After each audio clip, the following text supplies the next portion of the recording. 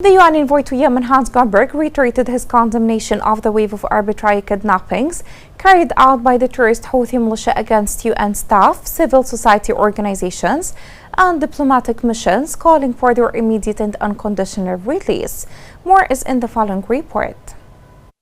The United Nations warned against turning Yemen into yet another proxy battlefield after Israeli airstrikes killed Ahmed al-Rawahi, prime minister in the Houthi coup government, along with several ministers in the capital Sana'a last Thursday. Yemen cannot afford to become a battleground for a broader geopolitical conflict, UN Special Envoy to Yemen Hans Grunberg said, calling for restraint and an end to the strikes. He pressed all parties to prioritize diplomacy and respect international law by protecting civilians and civilian infrastructure. The Houthis announced Saturday that al-Rawahi and rebel leaders had been killed during a workshop targeted by Israel. In response, Mahdi al-Mashat, head of the Houthis coup council, vowed that Israel should await dark days. In a speech broadcast on the group's Al Masira TV, the strikes mark a dangerous escalation, extending Israel's military campaign into a country already devastated by a decade-long war and humanitarian crisis. Israeli Prime Minister Benjamin Netanyahu appeared to double down on Sunday,